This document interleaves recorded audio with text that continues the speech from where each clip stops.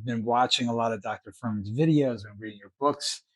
There's the G bombs, right? That's a great way to capture like a cool way of thinking about what do I really need to eat to have a healthy diet. So can you tell us a little about the G bombs?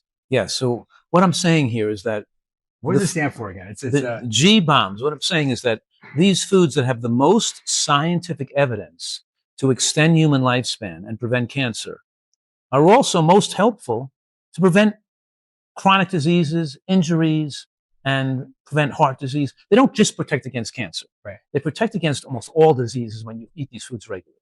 So we're talking about the body being in better health. So the G bombs stands for greens, beans, onions, mushrooms, berries and cherries, and pomegranate, other high nutrient fruits, and nuts and seeds or nuts. Seeds.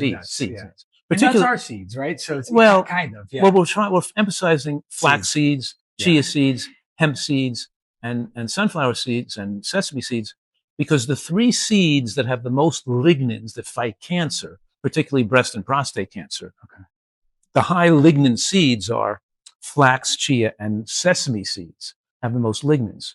So not hemp seeds then? No, hemp seeds have a higher omega-3 in protein. Okay, got it. We want people to put hemp seeds in their food. Yeah. More protein, more omega-3. Yeah. But we also want them to regularly have flax, chia, and sesame because those lignins have powerful anti-cancer effects, particularly with the hormonally sensitive cancers. So the lignins support the growth of the healthy bacteria in the gut that create the enterolignins that bind to estrogen, that give you estrogen balance and prevent estrogen stimulation of the breast or the prostate. Okay. And when you eat more animal protein, it builds more of the bacteria that produce these pro-inflammatory substances called TMAO, trimethylamine oxide, which causes inflammation in the interior lining of the blood vessel, also increasing risk of dementia and cancer, and also interfering with blood flow in the microcirculation, aging your cartilage, aging your cartilage faster. Because the cartilage of the joint gets most of its blood supply through diffusion through the joint capsule, that means very fine, pinpoint, microscopic circulation of blood into that area, which can be easily impaired by sludging of the blood, by too much fat in the blood after you eat a meal. Right. The fat in the blood after the meal is scientifically called the lipemic load.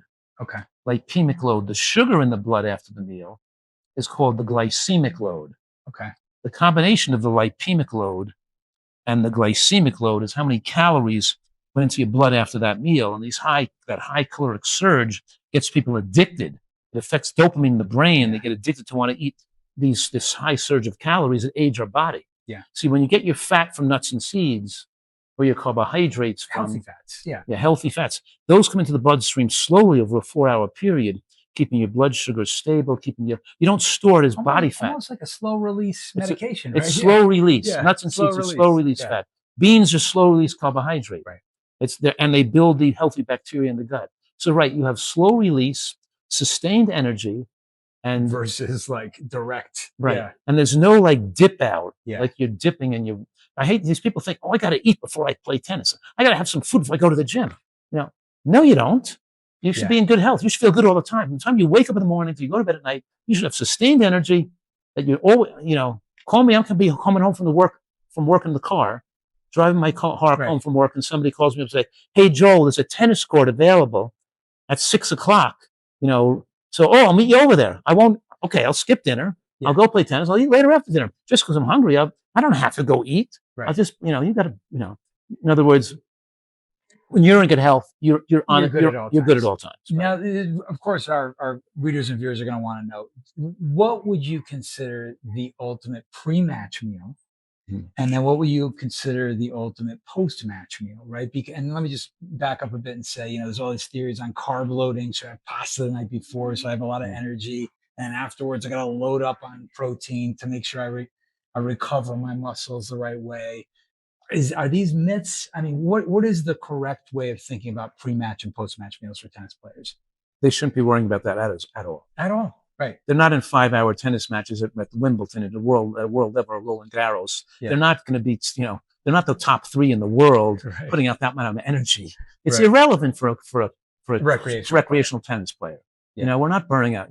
I play a hard tennis match, and sometimes I want to play like an hour and 45 minutes or 2 hours, and I'm wiped out, but I still didn't need to have a special diet for that. It's 2 hours of recreational tennis. Even if I'm hitting hard, for an hour and a half without serves, just to get more tired, I'm still, to not even stop. I still don't need to preload or, right. Sure, you want your diet to be nutritionally adequate the whole day. Right. And after I come back from a hard tennis match, I want to rehydrate.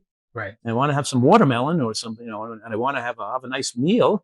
Right. But I'm just eat a regular meal I always eat. I'm always eating a high protein meal. I'm always eating a meal that's rich in plant protein. Right. Keep in mind what I'm saying here is that this is non-controversial. It's not a controversy. Right. That is, increasing levels of animal protein in the diet shorten lifespan. Yeah. More than 20 different studies show that higher amounts of animal protein shorten lifespan and stress the body, and that increases risk of cardiovascular death and cancer death. Right. And increasing consumption of plant proteins lengthen lifespan. At the same time, better circulation, better oxygenation of tissue, less aging of the joints. So we're essentially saying eat less, not eat protein, right? But eat plant protein, not animal protein. Plant protein are hemp seeds, almonds, pumpkin seeds, broccoli, edamame, green vegetables, artichokes.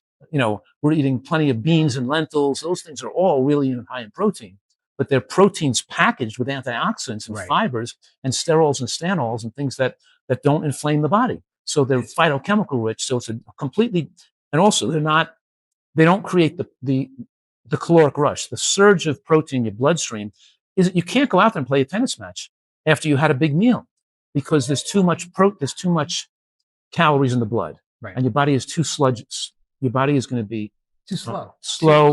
Digesting meal. So you got to eat you got to eat earlier in the day, or eat a lighter meal. We're talking about a lighter meal. So you don't want to eat within an hour, or even 2 hours of playing, if you really have a serious match. Right?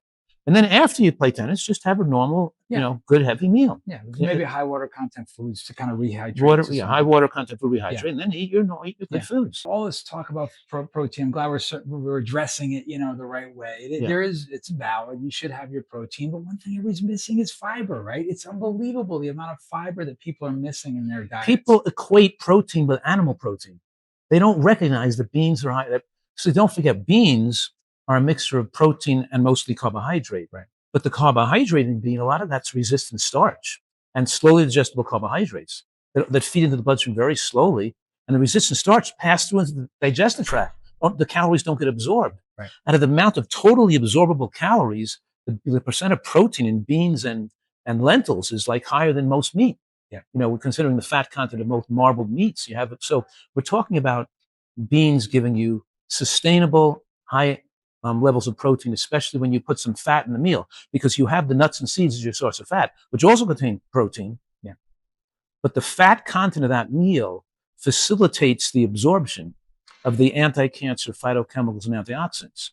We're saying here that your longevity of your career as a tennis player or a basketball player or a world-class runner or biker or skier, your length of your professional high performance. Looking at Djokovic, for instance, right? Or Serena Williams and Venus Williams. Yeah. It's linked to it's the micronutrient content of your cells in conjunction with the toxicity of your cells.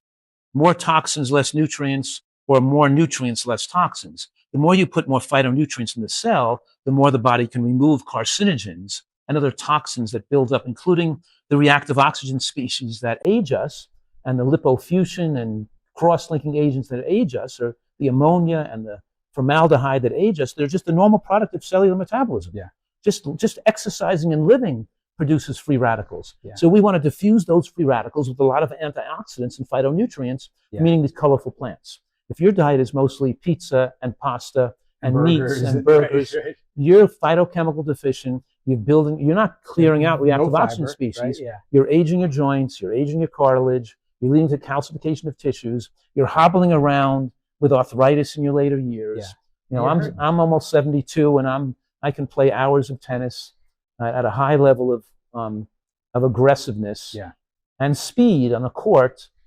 And I could probably beat some old-time tennis players who are pros because they can't move on the court like I can move.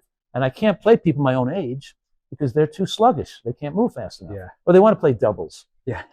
Now, doubles is okay socially, but it's not enough exercise. It's not enough running around. You know what I mean? It's so funny hearing you talk about this because it's like, I'm also thinking about a lot of athletes. You're talking about the macros. You got to get your macros. There's no mention of micronutrients. There's no mention of phytochemicals. Speaking of a macro, you have John McEnroe. Right.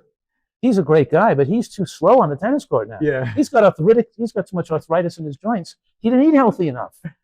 He's younger than I am. That's crazy.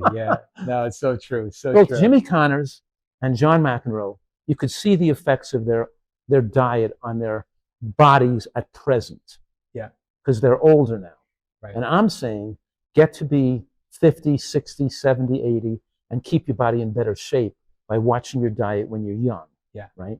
And you can get away with it to some degree when you're younger. But as you get older, at least what I found is, as you get older, it takes its toll on you. I mean, what a difference. I started to change my diet, follow the Nutritarian formula, the G bombs that you recommend, and all the inflammation gone. Like, I mean, obviously you still get some aches and pains playing hard tennis, competitive tennis, but it's been a remarkable what diet has done more than all the other modalities I've tried. We talk about stem cells and PRP. Shockwave, and I've tried it all. I mean, cryotherapy, and they're all wonderful. They have their part in their role, but diet has been amazing, at least for me.